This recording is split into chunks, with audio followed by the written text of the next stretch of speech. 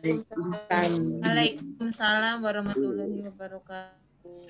A'udzu billahi minasyaitonir rajim. Bismillahirrahmanirrahim. Alhamdulillahirabbil alamin. Allahumma shalli ala Muhammad wa ala ali Muhammad. Rabbana zalamna anfusana wa illam taghfir lana wa tarhamna lanakunanna minal khasirin. Rabbi shrah li sadri wa yassir li amri wahlul 'uqdatam min lisani yafqahu qawli. Amin amin ya rabbal alamin. Alhamdulillah kita bisa bertemu kembali untuk kita melanjutkan kajian kita di dalam Al-Qur'an, dan topik untuk malam ini kita akan mengambil dari surat Toha ya. Surat Toha, surat ke-20, ayatnya startingnya adalah 124 sampai ayat 127. Dan kita juga akan melihat ayat yang ke-100 juga untuk kita mendapatkan pemahaman yang bisa lebih komprehensif ya. Oke, jadi silakan Bapak Ibu sekalian dipersiapkan Al-Qur'annya, Al-Qur'an yang ada terjemahan. Kemudian kita mencoba mempelajari satu bagian perlahan-lahan supaya Ibu Bapak sekalian ketika nantinya membaca sendiri juga bisa memahaminya.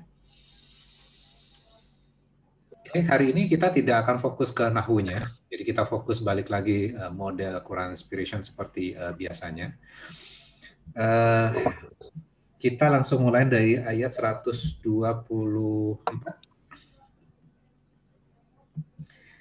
Ada yang bantu mau baca?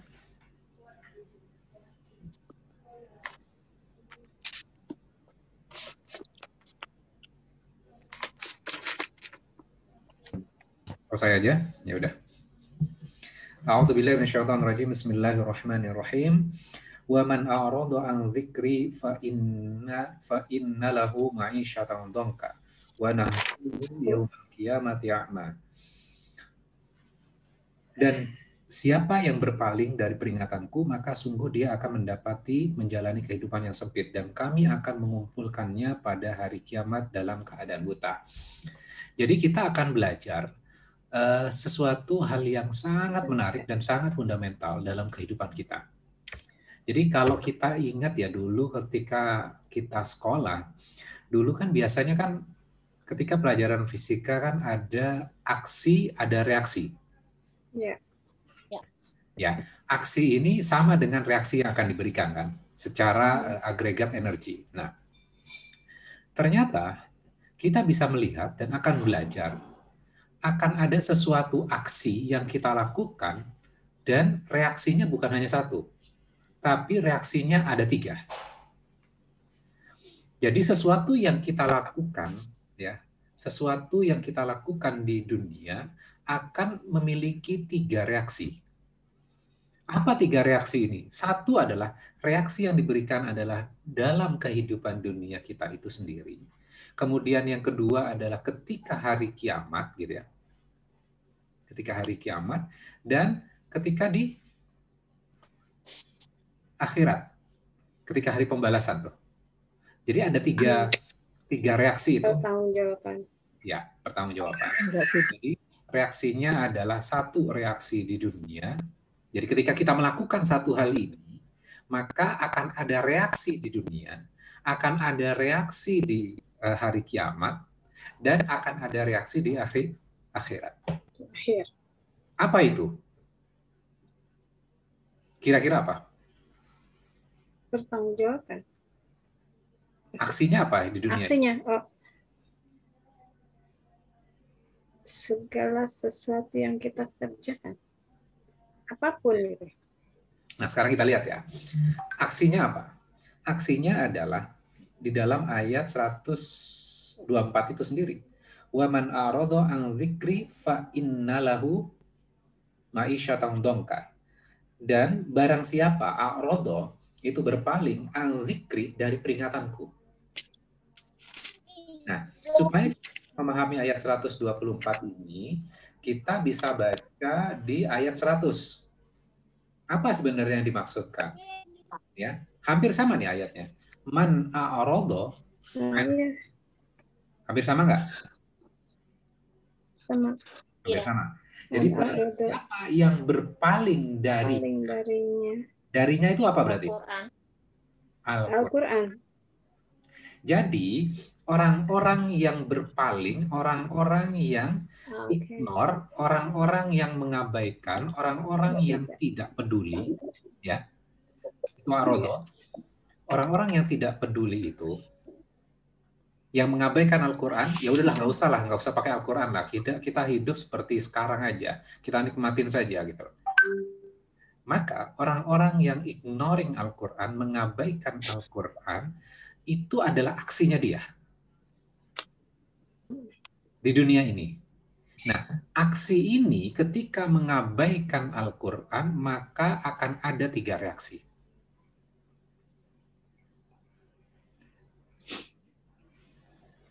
Nah, itu impact-nya kan besar ya. Ternyata bukan hanya 1 reaksinya, sampai ada 3 loh.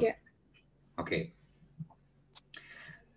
Nah, di sini ada kata apa namanya al-zikri dari peringatanku. Nah, sekarang kita lihat ya. Al-zikri berarti kan peringatan. Zikr berarti kan ingat juga. Nah, peringatan itu adanya di mana? Peringatan di Al-Quran. Al-Quran. Kalau Al-Qurannya sendiri diabaikan, peringatannya pasti diabaikan nggak? Iya. Ya, pasti. Jadi bagaimana dia tahu Al-Quran kalau dia mengabaikan Al-Qurannya? Ya, oke. Kalau itu dilakukan, fa'innalahu, maka baginya berarti bagi setiap orang yang mengabaikan itu, ma'isyatan dongka. Sebuah penghidupan, ma'isyata itu adalah kehidupan. Dongka itu apa sih? Di sini digunakan kata sifat.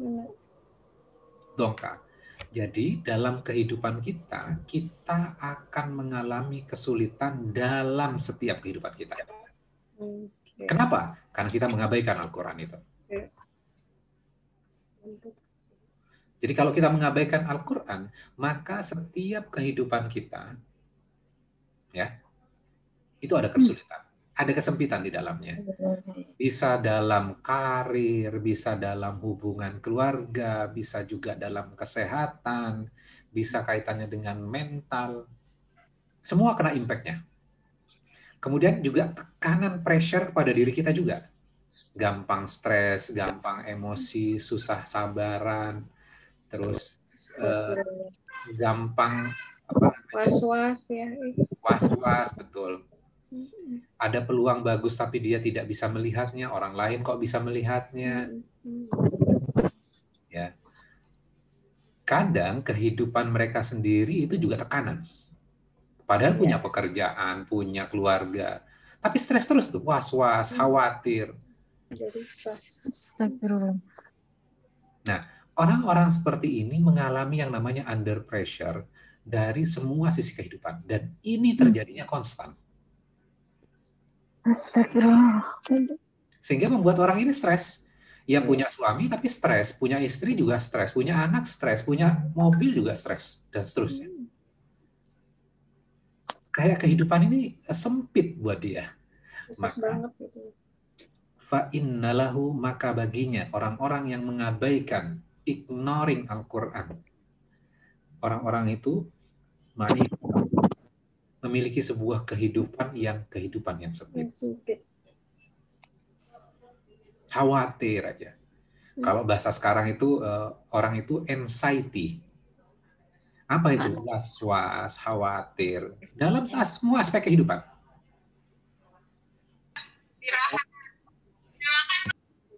Luas banget itu artinya. Luas banget. Luas banget.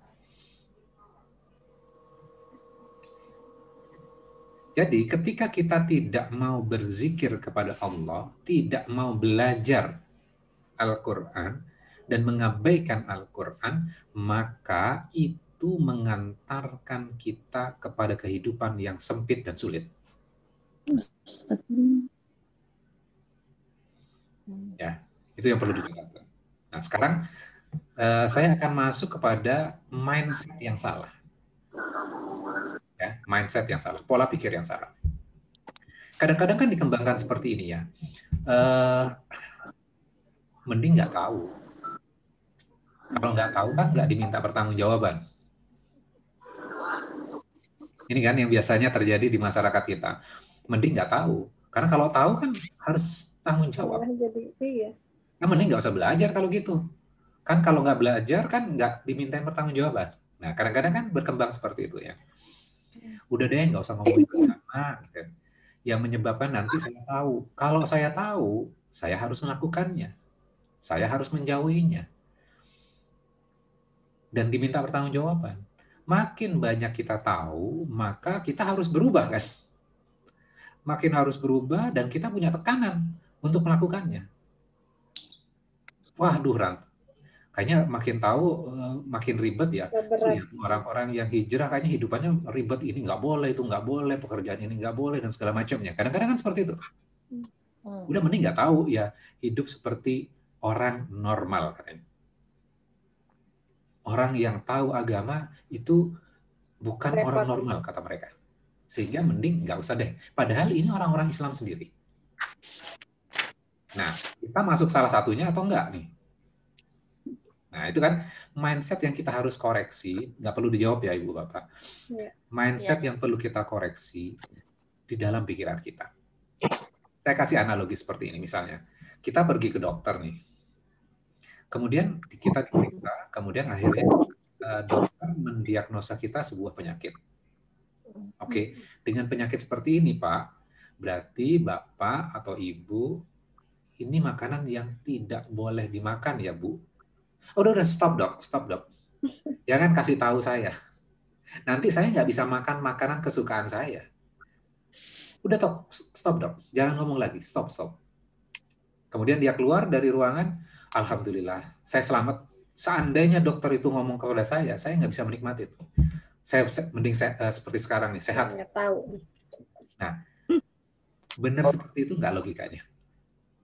Logikanya sih. Enggak kan? Jadi, malah itu mental seperti itu membuat kita malah tidak selamat, malah makin sakit. Karena nggak pengen tahu, mau dikasih tahu, udahlah dok, saya yang lebih tahu tentang tubuh saya menikmati kok dok. Kalau saya dilarang tambah sakit nanti. Akhirnya dia tidak mau mendengarkan dan akhirnya dia yang merasakan sakit pada dirinya sendiri. Ya, jadi dia nggak selamat. Kita hidup itu harus menghadapi reality kan. Nah, mindset seperti itu yang kita harus rubah. Ya. Nah, saya kan nggak tahu, jadi kan nggak salah dong. Banyak beredar seperti ini ya. Saya kan nggak tahu, berarti saya nggak salah. Saya ambil logika lagi. Kasih contoh ya. Kita mengendarai mobil nih di jalan. Terus ada forbidden di situ, tidak boleh masuk satu arah. Kemudian kita terobos tuh. Setelah kita terobos, karena kita berlawanan arah menyebabkan kecelakaan, dan bukan hanya satu kecelakaan, tapi kecelakaan beruntun karena kesalahan kita. Terus akhirnya kita diminta pertanggungjawaban. Terus kita bisa bilang gini nggak? Pak, saya kan nggak tahu. Berarti saya nggak salah dong. Saya nggak harus bertanggung jawab. Saya kan nggak tahu. Bisa seperti itu nggak? Enggak kan? Enggak. Artinya apa? Ketika kita sudah naik di mobil itu, berarti responsibility-nya, tanggung jawabnya adalah kita belajar. Kalau nggak belajar, nggak mengendarai mobil, berarti salah kan? Iya. Gitu. Jadi sama dengan kehidupan kita. Ketika Allah memberikan kita hidup, pulsanya udah jalan tuh. Apalagi kita sudah dewasa, pulsanya jalan. Pulsanya apa? Ya kita harus tahu. Nggak bisa, oh saya kan nggak tahu ya Allah. Lu harus tahu, harus belajar. Sama dengan logika yang orang mengendarai mobil tadi kan. Bisa saja orang Islam, balik lagi kepada ayat tadi ya. Bisa saja. Bisa nggak orang Islam mengabaikan Al-Quran? Bisa. Kelihatannya dia beragama loh. Iya. Tapi dia mengabaikan Al-Quran. Bisa kan seperti itu? Bisa.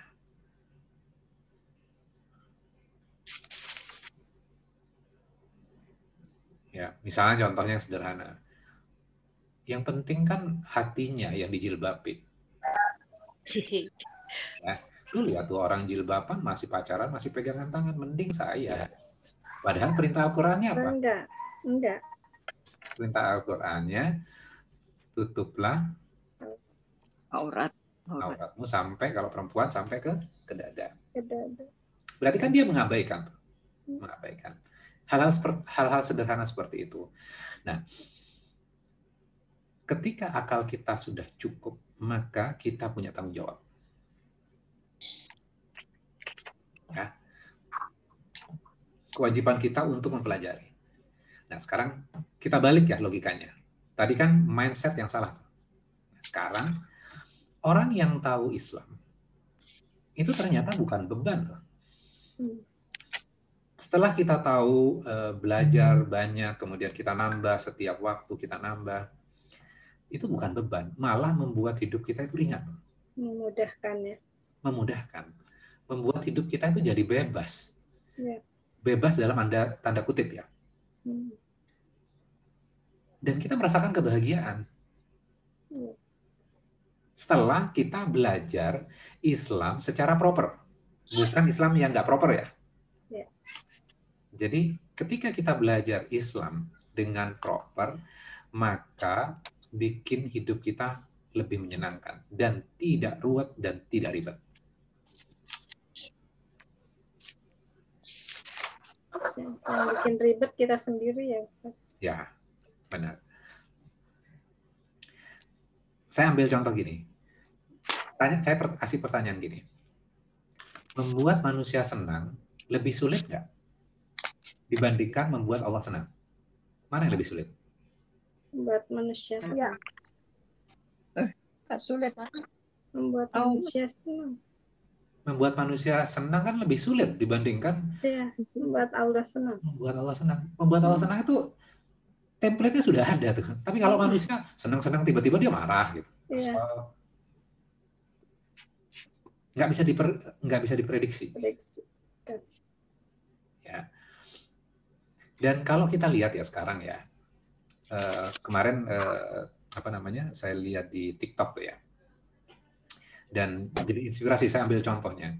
Jadi ada seorang ada video gitu, terus dia bilang seperti ini. Ketika dia masih sekolah itu berarti kan SMA atau kuliah lah ya. Kalau cari pasangan itu yang ganteng katanya.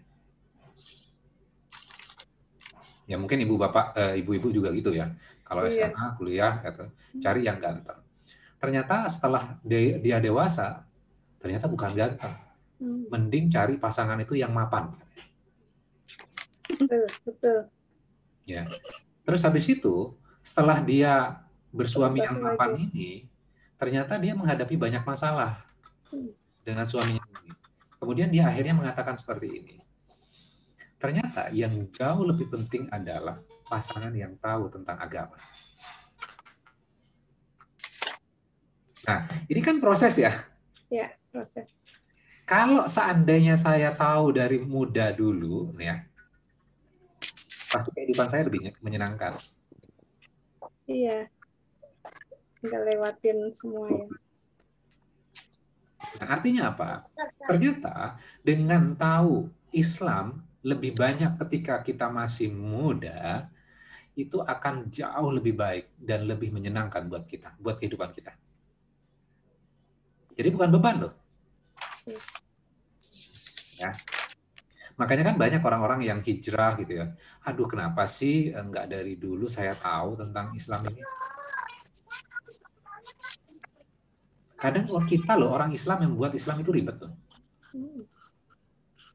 Ini saya baru dengar sampai Deddy Kobuzer aja bilang, sejak saya Islam sekarang ini saya makin bingung katanya. Karena banyak hal yang akhirnya masuk dan pendapat dan segala macamnya tidak balik lagi kepada Al-Qur'an.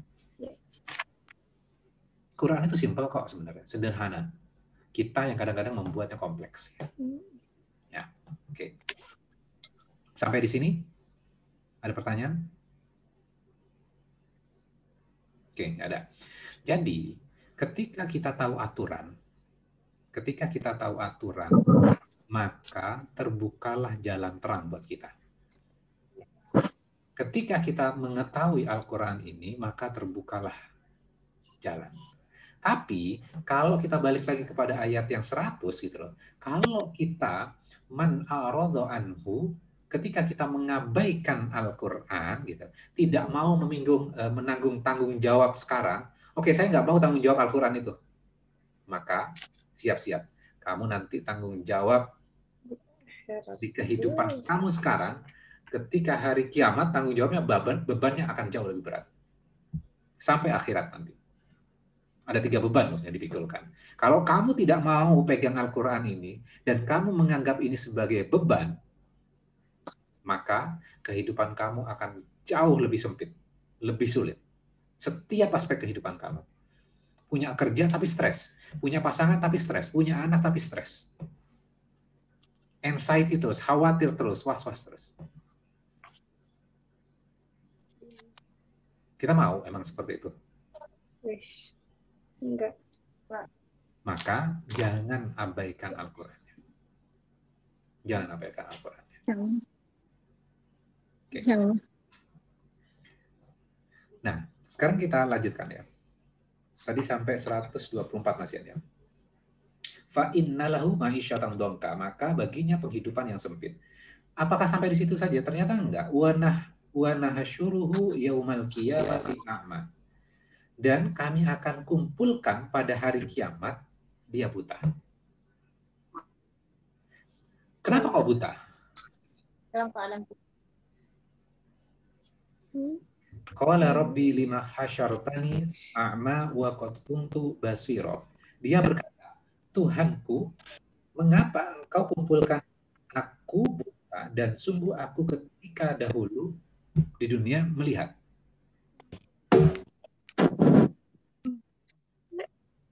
Kenapa kira-kira? Hasil. Karena tidak. Maka jawabannya ada di 126. Kalau belajar Quran urut tuh enak tuh. Jadi jawabannya ada di ayat berikutnya. Allah mengatakan apa? Qala kadzalik. Allah berfirman, demikianlah. Atatka ayatuna fanasitaha. Dan telah datang kepadamu ayat-ayat kami, maka kamu melupakannya. Mengabaikannya. Kamu abaikan. Kamu ignore, kamu nggak pedulikan ketika ayat-ayat kami datang.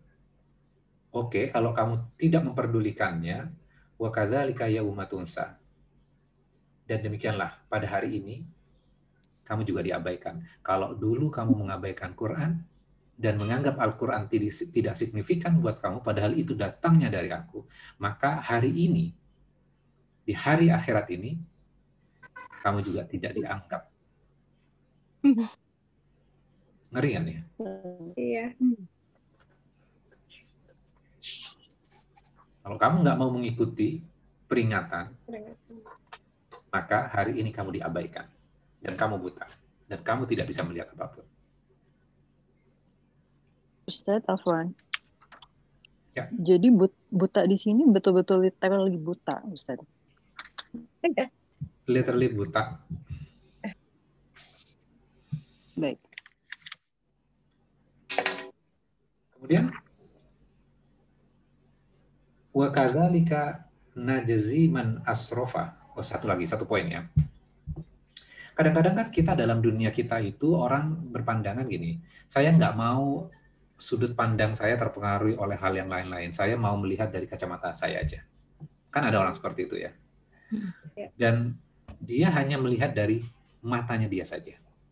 Padahal tidak ada asupan pada dirinya untuk melihat sesuatu secara proper. Misalnya gini, ketika kita melihat seseorang ya berjalan, kemudian kita kan sudah punya asumsi, orang ini kayaknya nggak benar deh. Ya, kadang-kadang kita seperti itu. Ternyata setelah kita ngobrol dengan dia, pendapat kita berubah nggak? Ternyata dia asik kok, dia baik kok. Bisa kan? Ya, bisa. Artinya apa? Setelah ada input knowledge, ada input ilmu, pandangan kita berubah kan? Cara melihat kita berubah.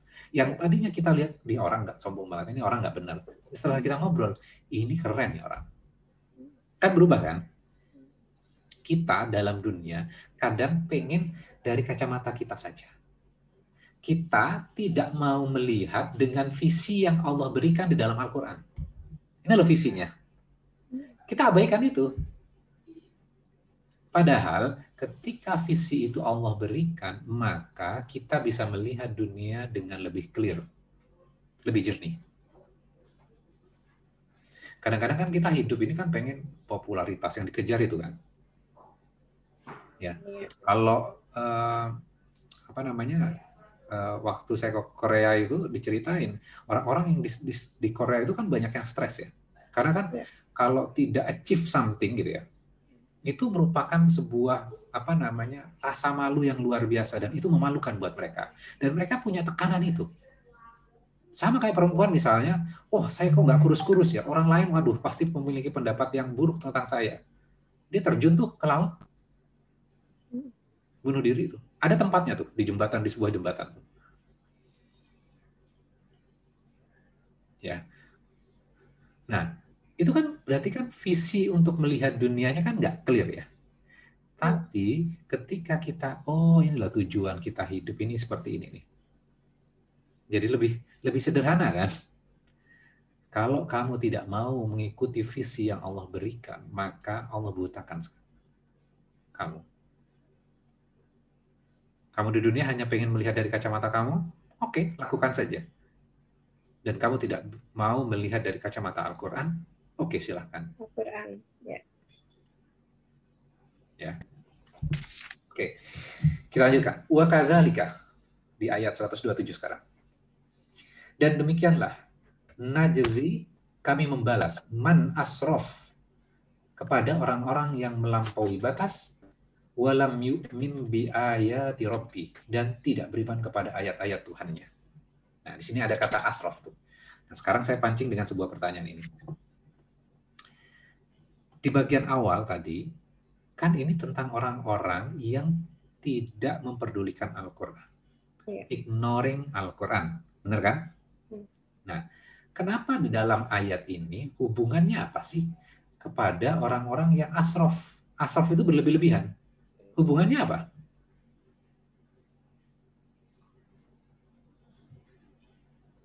Ingat ya, ketika kita belajar Quran, Quran itu urutan itu penting, itu pasti ada koneksinya.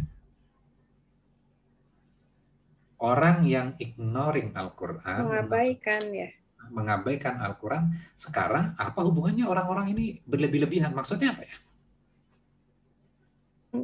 Oke, silakan. Kuat dunianya kali ya. Jadi visi manusianya, lihat dari kacamata manusianya lebih banyak daripada kacamata Al-Qur'annya begitu. Oke. Ada lagi yang menambahkan? Mengabaikan Al-Quran termasuk yang melampaui batas, Ustaz. Oke. Mengabaikan Al-Quran termasuk yang melampaui batas. Saya kasih penjelasan israf ya. Israf itu kan berlebih-lebihan dari yang kita butuhkan. Itu poinnya, israf itu. Contohnya misalnya gini, ketika pesta perkawinan gitu ya, orang ngantri makanan, itu kan panjang ya. Bukan perkawinan di era COVID ya, perkawinan di era normal. Panjang, kemudian akhirnya dia melihat, waduh, kalau saya ngantri lagi, ini sulit untuk mendapatkan bagian. Akhirnya satu piring itu dimasukin. Kadang-kadang kan ada nasi gitu ya, ada buahnya ditaruh di situ juga, pudingnya ditaruh di situ juga. Rasanya kayak apa tuh? Enak. Kenapa? Nafsu aja yang ada. Dia berlebih-lebihan. Padahal juga nanti nggak akan kemakan semuanya. Iya. Itu adalah israf. Nah, sekarang kita balik lagi kepada ayat ini ya. Apa hubungan orang yang ignoring Al-Quran dengan kenapa orang ini dikatakan sebagai israf, orang-orang yang berlebihan? Prakteknya gitu. Allah itu kan tahu bahwa orang-orang ini akan melakukan sesuatu yang berlebih-lebihan. Itu udah pasti ya. Nah, berlebih-lebihannya apa? Ketika ada orang yang berbicara, ini contohnya ya, ketika ada orang berbicara, dia itu kasih respon yang lebay juga. Ketika dia misalnya bertengkar, maka dia bertengkarnya dia berlebih-lebihan. Ketika dia marah, itu juga berlebih-lebihan. Ketika dia membelanjakan harta, dia juga berlebih-lebihan. Kenapa? Karena nggak tahu hukumnya. Karena nggak mau tahu sebenarnya, nggak mau tahu. Tapi pada dasarnya, orang-orang itu tahu bahwa dirinya itu berlebih-lebihan. Kan kadang kita juga ngerasa ya, ketika misalnya marah, aduh kayaknya berlebih-lebihan ya marahnya. Ya. Oke. Ketika mereka, orang-orang yang seperti ini, yang asrof ini, mereka tahu kalau mereka kembali kepada Al-Quran, Al-Quran akan mengkoreksi sesuatu yang mereka lakukan secara berlebih-lebihan itu. Dan mereka tidak mau dikoreksi. Udahlah, biarin saya hidup dengan kehidupan saya. Jangan koreksi-koreksi saya. Rasa udah benar ya. Ya. Dan akhirnya ketika kita berlebih-lebihan seperti ini, gitu ya, maka akhirnya kehidupan kita itu under pressure loh. Pengen dilihat populer, pengen dilihat bersih, pengen jadi idola. Ketika nggak jadi idola sedikit aja kayaknya udah pressure dan kayaknya hidup udah nggak berarti lagi deh. Ya. Pengakuan. Dan ini kan dialami hampir ya, dialami hampir banyak orang.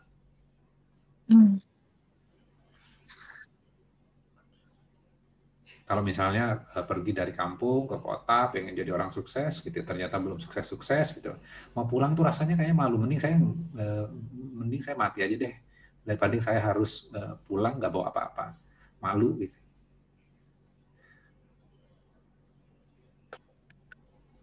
Karena pikirannya itu yang membuat itu kan.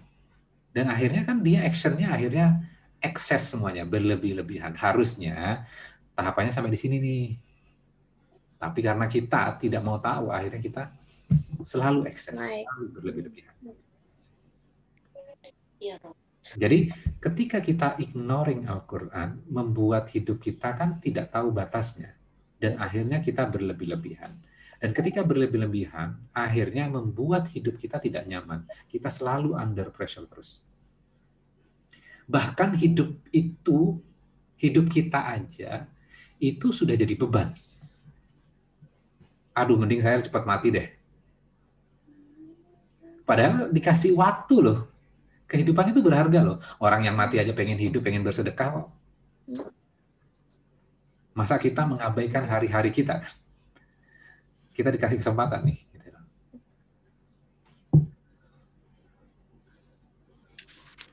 Jadi asraf walam yu'min bi ayati rabbih, dan orang-orang yang melampaui batas dan mereka juga tidak beriman kepada ayat-ayat Tuhannya.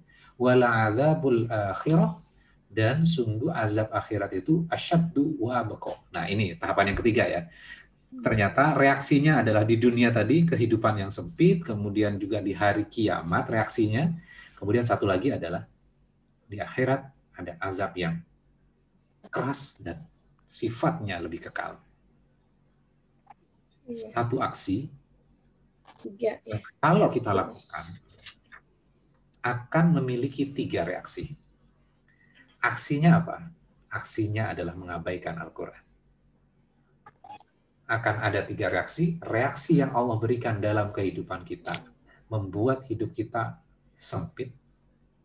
Ada saja, gitu ya. Walaupun kita kaya, tapi kita under pressure.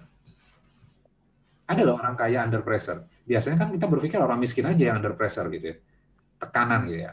Ternyata orang kaya juga banyak tekanan. Banyak tekanan. Di dunia sama reaksi di hari kiamat dan reaksi di hari akhirat. Jadi berat kan hidupannya. Kalau kita nggak mau menanggung dan merasa bahwa Al-Quran itu beban. Padahal ketika kita menjalankan Al-Quran, berarti kan sebalikannya, kehidupan kita jadi lebar. Mudah. Kalau mengabaikan Al-Quran, maka kehidupan kita itu di ayat ini, ma'isyatan kehidupan yang Sempit. Ya. Kadang misalnya orang dikasih sakit ya, kita udah kayak kehidupan kita udah selesai gitu loh. Padahal orang lain mendapatkan penyakit jauh lebih berat dibandingkan kita masih bersyukur loh, masih happy, masih bahagia, bisa melakukan hal-hal yang baik. Sedangkan kita kadang-kadang ya sakitnya nggak separah orang itu, tapi kayaknya beban di dada kita itu jadi berat banget. Kalau pernah merasakan itu, nah kita bisa menghayati ayat ini lebih baik nih. Oh iya, ternyata salah ya. Berarti ada sesuatu yang saya abaikan di dalam Al-Quran. Iya. Oke. Sampai di situ? Udah 20:41, hampir 40 menit. Oke, kira-kira materinya untuk hari ini itu. Jadi ternyata bukan hal yang ringan ketika mengabaikan Al-Quran. Ternyata impact-nya sangat besar sekali. 3 porsi yang akan kita hadapi, 3 reaksi yang akan kita hadapi, dan itu bukan hal yang simpel semuanya, bukan hal yang sederhana, semuanya berat. Ini sih di 3 alam ya Ustaz. Ya, 3 alam. Bukan saya Bu ya, saya Emperil Alam Bu. Ustaz, di sini kan Ya. aksi ya. Aksi adalah sesuatu yang kita lakukan di dunia. Kemudian kita di dunia ini kan pasti Allah kasih ujian ya Ustaz. Nah, ujian yang kita dapatkan itu berarti kalau kita mau selamat dari atau mau mendapatkan reaksi yang positif, yang kemudian nanti ketiga-tiganya yang kita dapatkan itu baik, berarti kalau setiap ada ujian dalam kehidupan kita, kita harus kembali lagi kepada Al-Quran gitu ya. Ya, betul. Betul. Betul Bu In. Jadi kan sebenarnya gini, kadang-kadang saya juga ditanya di WA saya, di message IG saya gitu loh. Ustadz, saya ada masalah kayak gini, ini surat mana yang saya harus baca gitu. Ayatnya ayat keberapa Ustadz?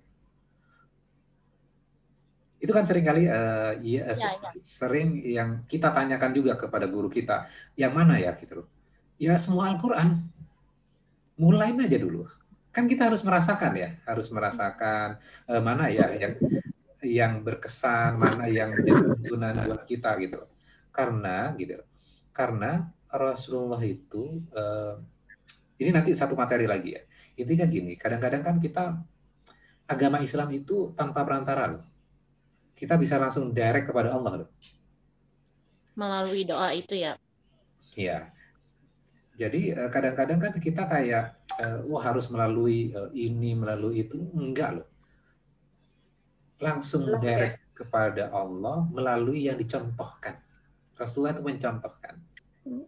Kalau dulu kan melalui berhala, kemudian kalau kita lihat sejarahnya di Ka'bah itu banyak loh patung-patung dulu. Itu patung-patung itu dari orang-orang soleh. Orang-orang soleh ini mendekatkan kita kepada Allah kita. Jadi dibuatkan patung orang solehnya itu. Akhirnya jadi berhala. Nah, Rasulullah datang itu untuk meniadakan itu semuanya langsung kepada Allah dengan cara yang ditunjukkan oleh Rasulullah. Jadi yang Bu In tadi sampaikan kesimpulannya, kalau kita ada masalah kehidupan, ya balik lagi adalah kepada Al-Quran. Sama dengan COVID seperti sekarang gitu ya. Walau kalau kita mikirin, waduh nanti kalau saya kena, keluarga saya kena, stres terus Bu. Iya betul. Stres terus loh. Nggak jalan-jalan positif gitu. Ya kan, nggak jalan-jalan positif, padahal nggak kemana-mana, positif juga. Jadi gimana nih solusinya? Kan bingung kan? Udah nggak pergi kemana-mana tuh banyak kan yang kalau kita baca. Nggak pergi kemana-mana, udah nggak ngambil job di luar gitu. Ada aja penyakitnya didatangin. Entah lewat orang yang yang bantu di rumah, Ada keluarga datang, mau ditolak kan nggak enak, disuruh masuk, bawa virus. Subhanallah. Akhirnya kan kita bingung, stres sendiri gitu. Jadi tekanan gitu loh. Iya, betul. Padahal itu kan sudah, kalau tugas kita sudah belajar ya. Ikhtiar, setelah ikhtiar, ya udah. Kalau kena waktunya ya udah. Jadi nggak paranoid, nggak apa namanya, kepikiran dan segala macamnya. Saya kasih ilustrasi seperti ini ya.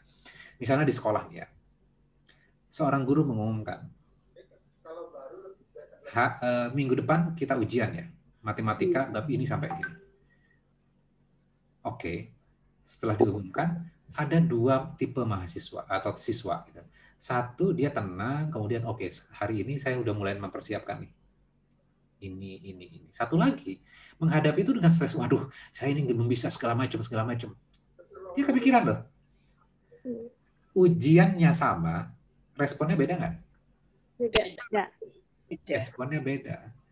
Orang-orang yang berpanduan kepada Al-Quran, sama-sama mungkin sama kena virusnya, responnya yang beda. Gimana responnya akan baik kalau kita tidak memahami Al-Qur'annya? Bagaimana kita responnya baik kalau kita ignore Al-Qur'annya, mengabaikan Al-Qur'annya?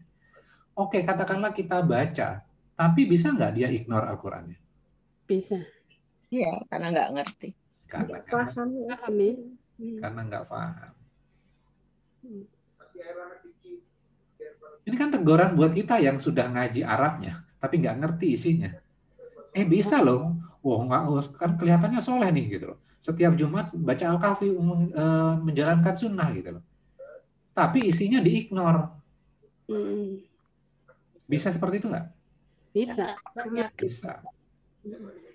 Di dalam Al-Quran jangan berpecah belah. Kita berpecah belah. Ya udah. Ignoring Al-Quran nggak itu? Iya, betul.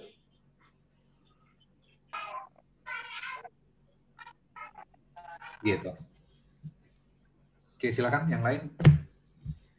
Kalau ada pertanyaan atau yang ditambahkan, monggo silakan.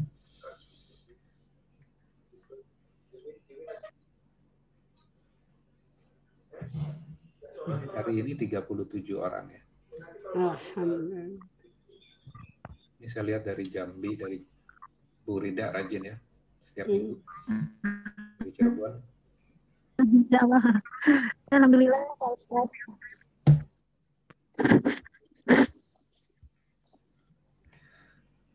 Oke. Ya. Silakan kalau ada yang mau disampaikan. Assalamualaikum, Pak Alam. Saya nggak buka ini sambil ada yang dikerjakan. Ya, silakan. Kalau Ustaz? Israf.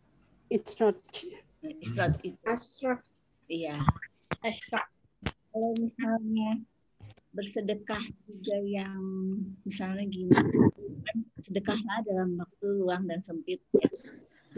Nah, kemudian ketika sempit kita pun memaksakan untuk bersedekah walaupun misalnya itu agak menyusahkan kita gitu. Tapi ingat kan janji Allah kalau sempit dan luang juga sedekah gitu. Nah, apakah itu termasuk juga israf juga gitu. Artinya mensengajakan untuk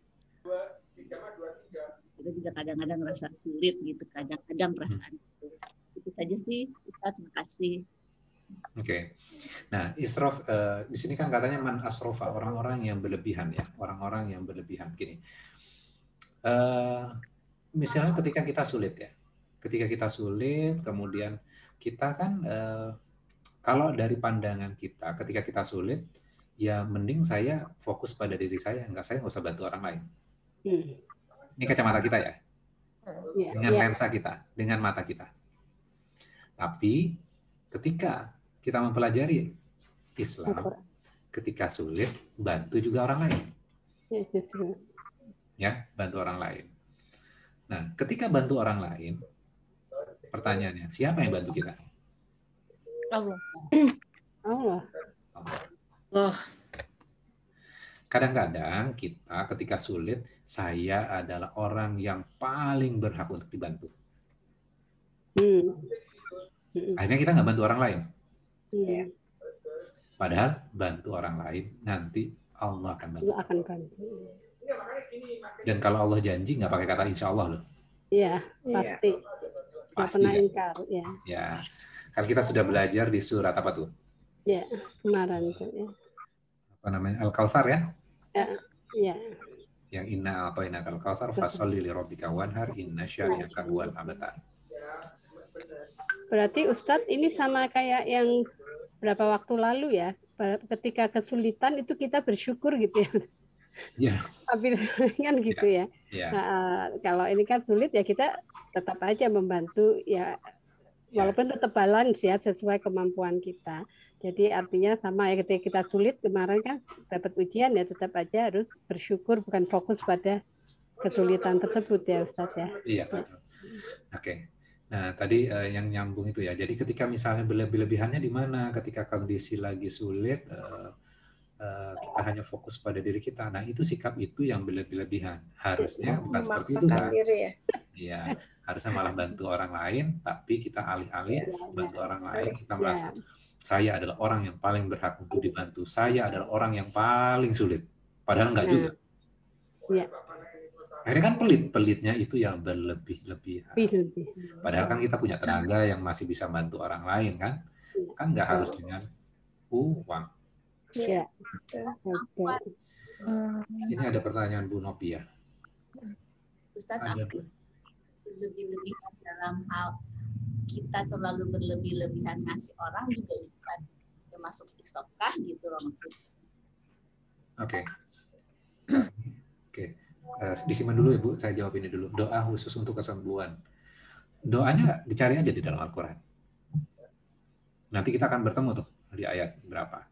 Saya kasih referensi saja, tapi bukan satu-satunya. Kita sudah pernah belajar dan membahas doa ini. Dan mumpung sekarang kondisinya sekarang wabahnya lagi seru-serunya ya. Lagi banyak, virusnya lagi banyak tingkahnya.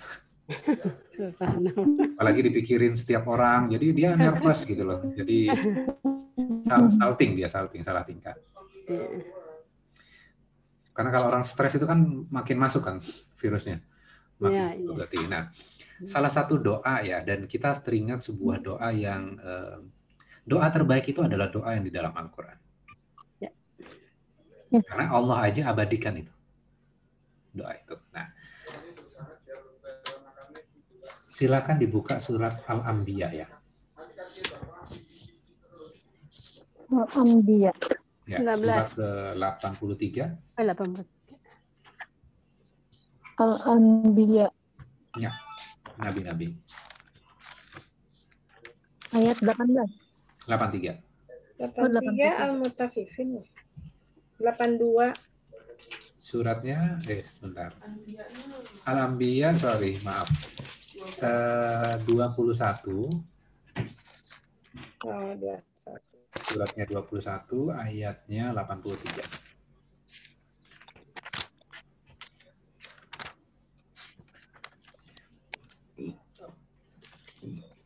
Ayub ya, doa Nabi Ayub. Ya. Nah, kita sudah pernah bahas ini ya. Ini untuk reminder aja, untuk yang belum, saya kasih konklusinya aja. Wa ayyuba idh nadha rabbahu anni massaniyadur wa anta arhamur rahimin. Dan ingatlah ketika Ayub menyeru kepada Tuhannya, ya Tuhanku, sesungguhnya aku telah ditimpa penyakit dan Engkau adalah Tuhan yang maha penyayang di antara semua penyayang. Nah, ini peristiwanya apa sih sebenarnya? Nabi Ayub itu adalah nabi yang diuji oleh Allah dengan sebuah penyakit. Ya. Nabi Ayub sendiri hanya berbaring, tidak bisa melakukan aktivitas apapun, padahal sebelumnya seorang nabi ya kan, berdakwah kan ini kan. Nah, hanya terbaring, anggota keluarganya sudah meninggalkan beliau semuanya, hanya satu orang istri saja yang tinggal bersama beliau, ya merawat. Dan hartanya hilang, pengaruhnya, orang-orang takut dekat dengan beliau karena takut ketularan, karena penyakitnya menular. Dan akhirnya cuma satu orang ini saja, istrinya, yang stay bersama beliau. Kemudian ketika beliau kehilangan hampir semua kehidupannya, ya, hartanya juga hilang, keluarga hilang, pengaruh teman. Ini kan luar biasa ujiannya. Nabi Ayub mengatakan, Anni masaniyatur. Ini masanya. Ya, ujian ini baru nyerempet diri saya. Ya, Bukan, padahal kan impact-nya kan sudah bukan hanya sakit di fisiknya saja, tapi seluruh aspek kehidupannya sudah terpengaruh. Nabi Ayub mengatakan, ini penyakit baru nyerempet saya sedikit saja, baru nyenggol. Loh, kok bisa ya Nabi Ayub mengatakan itu? Oke, ini penyakit menyebabkan ekonomi saya bermasalah, kemudian fisik saya juga bermasalah. Tapi waktu itu semuanya itu belum pengaruh terhadap hati saya. Tapi sekarang sudah mulai hati saya ini kelihatan akan terpengaruh. Ini bahaya ya Allah. Gitu. Kan gitu kira-kira. Maka doanya Nabi Ayub apa? Itu. Wa anta arhamur rahimin. Engkaulah yang maha penyayang dari yang penyayang. Ada permintaannya nggak, Bu? Nggak ada. Apa ini? Isinya? Syukur. Memuji kepada Allah. Kan? Memuji Allah. Isinya pujian. Isinya pujian. Terus jawaban Allah apa terhadap permintaan yang tidak ada mintanya ini? Maka kami kabulkan doanya. Ya, ayat 8. Kembalikan. Fastajabna lahu. Maka kami memperkenankan seruannya, doanya. Fakashafna ma bihi min dzurri wa atainahu ahlahu wa mithlahum ma'ahum rahmatan min indina wa dzikra lil 'abidin. Kami lenyapkan penyakitnya yang ada padanya dan kami kembalikan keluarganya bisa berkumpul lagi nih. Dan kami lipat gandakan bilangan mereka. Keturunannya makin banyak. Sebagai suatu rahmat dari sisi kami. Tadi kan wa anta. Iya. Ini loh kecerdasan seorang nabi dan doanya diabadikan di dalam Al-Qur'an. Wa anta arhamur rahimin. Kalau kita kadang-kadang kan langsung minta doanya, sibuk minta gitu loh. Memujinya enggak. Makanya kalau kita lihat doa-doa guru-guru kita, pujian kepada Allahnya tuh banyak sekali. Sholawatnya itu banyak gitu. Ya, betul. Kalau kita kan mintanya banyak.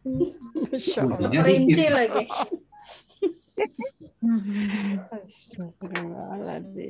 Ya Allah, itu penyakit panu ya Allah. Detail gitu loh. Makanya terperinci. Anak saya pengen jodohnya ya Allah yang S1 lulusan negeri ya Allah, yang pegawai kita negeri. Yang mendikte ya. Dikte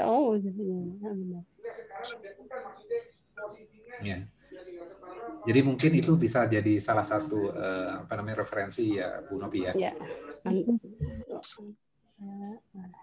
Dari jam tadi Udiah ya, saya lupa tadi pertanyaannya. Wa anta arhamar rahim. Ya. Saya lupa pertanyaan Budiah tadi apa?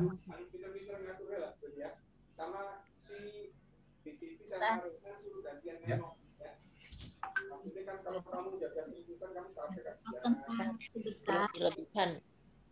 Tentang sedekah. Kalau yang tentang sedekah. Oke. Tentang sedekah yang berlebihan.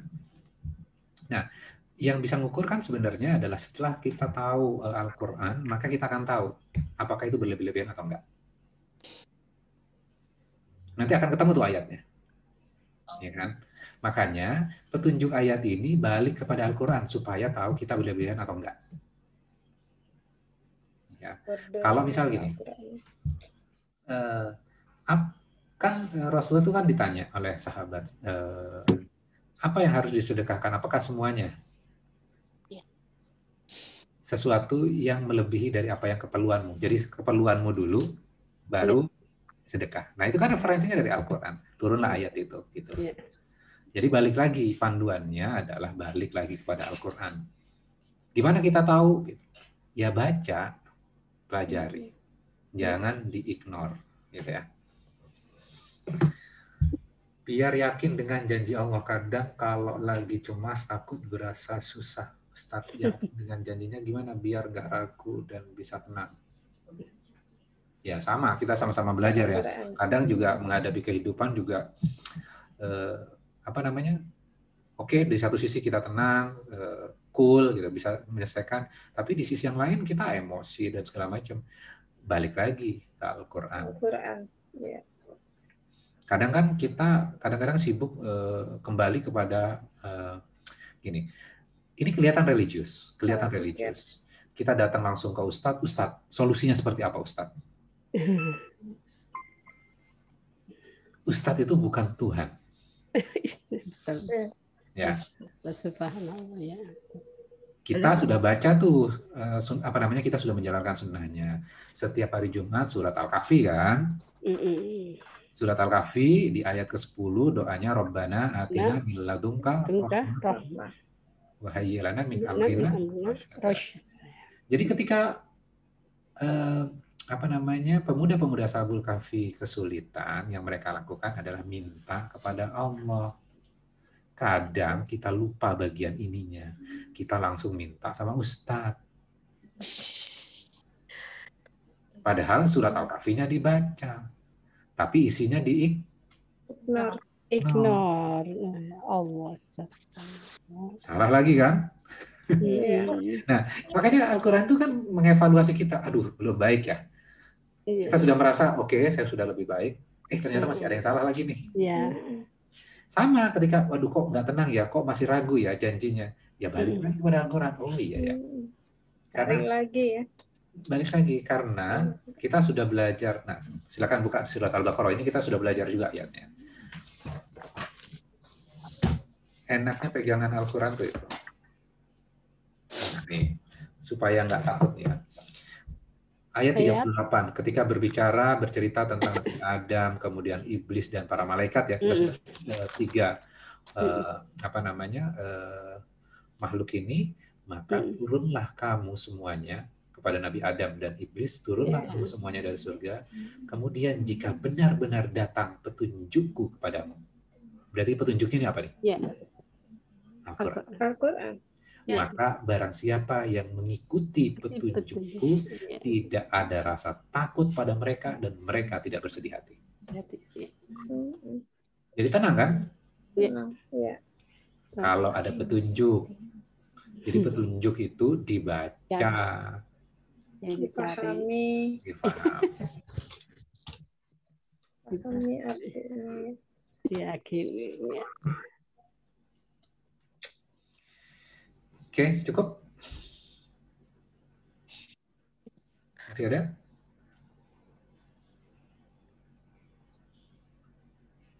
Oke. Kayaknya sih udah tenang semuanya ya. Direnungkan Ustadz. Bentar nih Ustadz, berarti kalau misalnya kita lagi merasa stres, merasa cemas, itu berarti bisa langsung kita ambil wudhu, kita baca Quran juga kan ya? Ya. Jadi kan harus semua aja kan, kita kalau tidak belum tentu kita paham semuanya.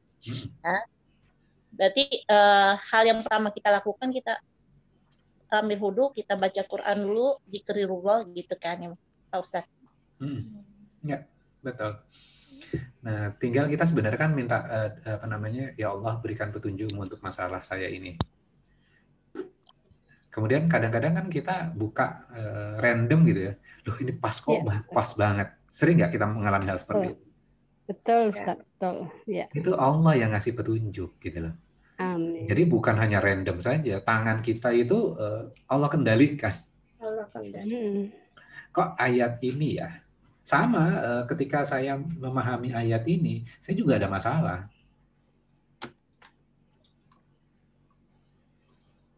Oh ternyata ini ya yang membuat kita punya sesuatu tapi kita nggak tenang loh.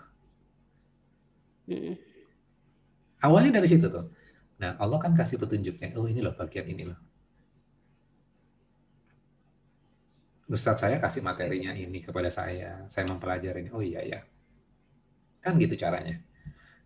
Jadi bukan tiba-tiba wangsit dari langit kemudian kita tenang begitu saja. Kan nggak seperti itu ya. Ada prosesnya. Dan Islam itu kan logik ya. Islam itu logik. Karena kemarin saya lihat di mana tuh ya, saya kirim di keluarga saya. Jadi bagaimana orang-orang Islam itu, orang-orang non-Islam, mereka bukan Islam karena make sense buat mereka. Mereka bilang, Islam itu ketika saya baca kitabnya membuat saya itu berpikir. Kalau Islam hanya mengandalkan cuman ritual, saya nggak akan masuk Islam, kata dia.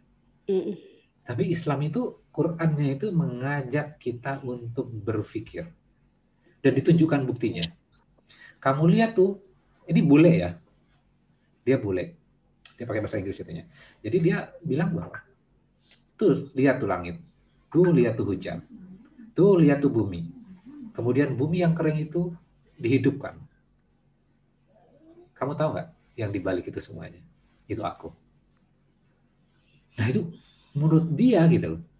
Ini keren banget gitu. Jadi bukan hanya sholat, wudhu. Kan kita kadang-kadang kan beda ya pola pembelajarannya.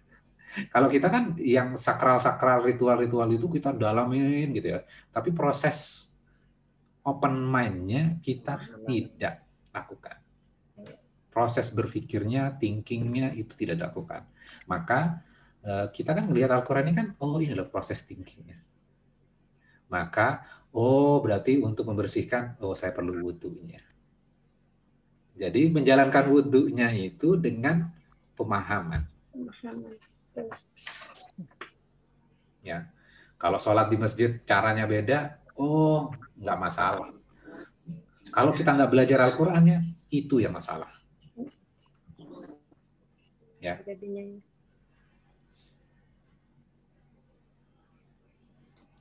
Mbak, ada lagi Bu Wina nih, Jambi. Oh iya satu lagi, ada yang bikin saya cemas, ada. Pernah saya dengar kajian kalau kita udah ditetapkan siapa yang masuk surga dan neraka. Kalau iya kan sia-sia kita beribadah. Kalau seandainya kita sudah ditulis takdir masuk neraka misalnya, gimana itu Ustaz? Ini minggu lalu ya, materi minggu lalu. Jadi simpelnya gini, masih ingat nggak surat apa kemarin tuh? Surat. Ada yang masih ingat? Yang minggu lalu ya? Ya. Al-Ghafir ya? Al-Hadid. Apa sih? Ya, Al-Hadid. Al-Ghafir kan? Ghafir. Al-Ghafir kan? Ayat 34. Surat 40 ya? Bentar, kita cari ayat. Nah, ini. Al-Ghafir yang... Ya, saya screenshot.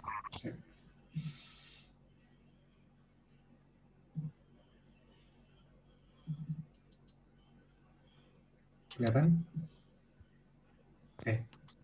Bentar.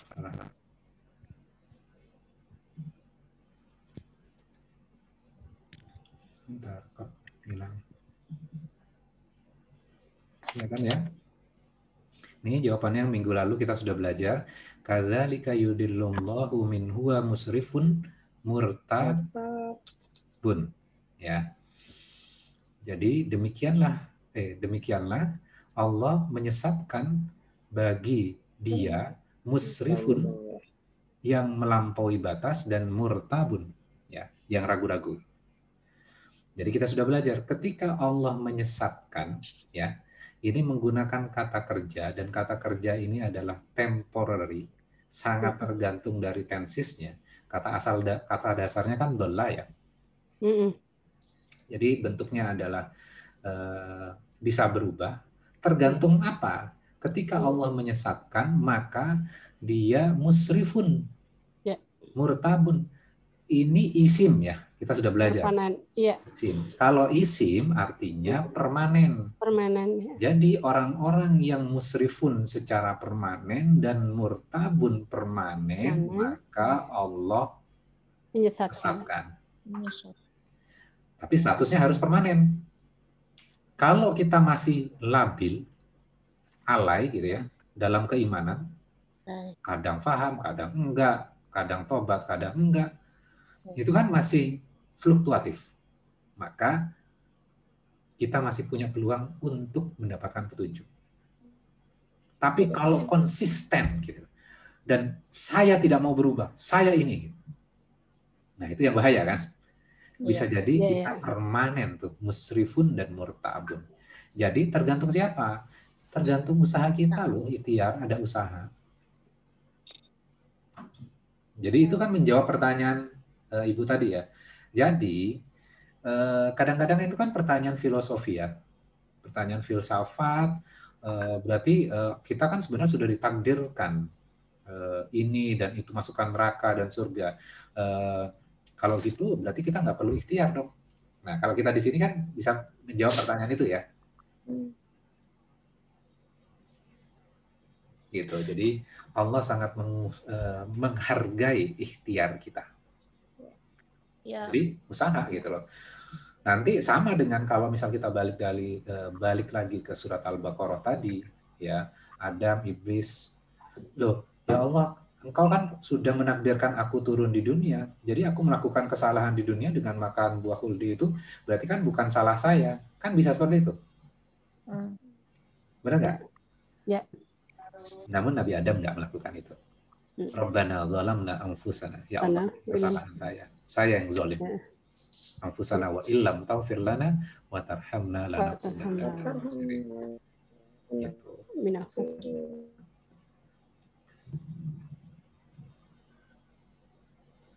Nah, tinggal balik lagi ya. Saya tidak mau ngejudge ustadznya, tinggal kita lihat lagi di Al-Qur'annya ada nggak ayat yang menerangkan ini. Ya. Allah memang tahu ya mana yang musrifun dan yang tadi ya. Allah tahu.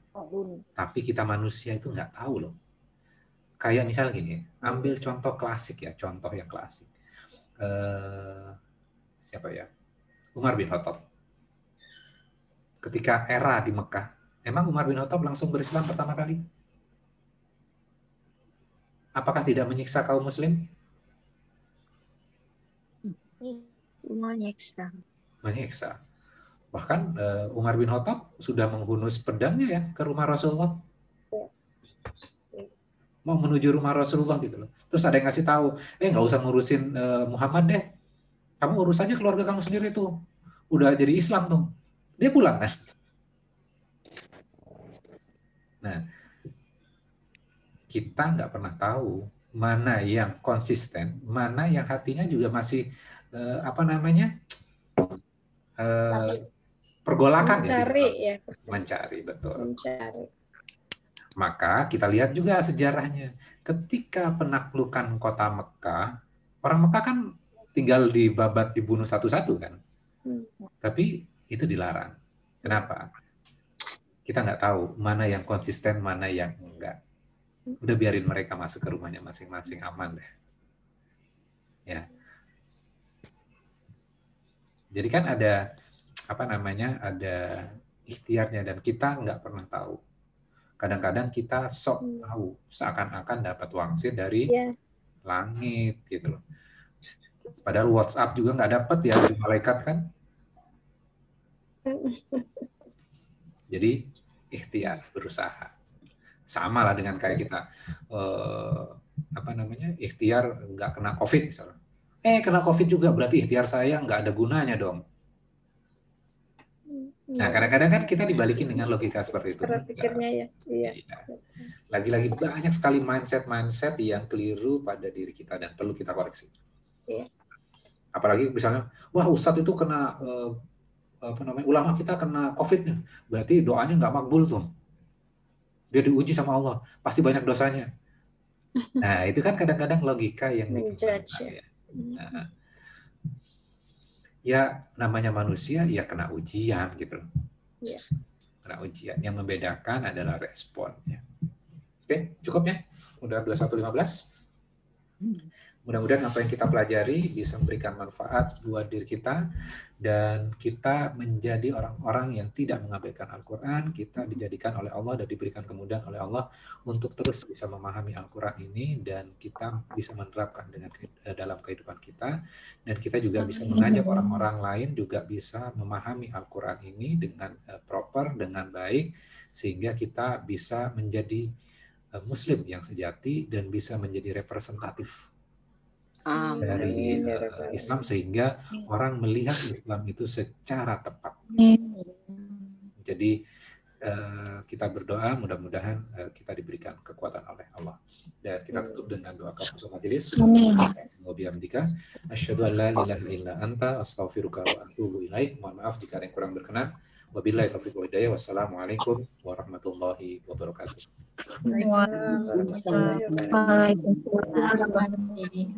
Terima kasih Pak Ustaz. Terima kasih Pak Ustaz. Pamit. Assalamualaikum. Waalaikumsalam Ustaz. Assalamualaikum. Waalaikumsalam.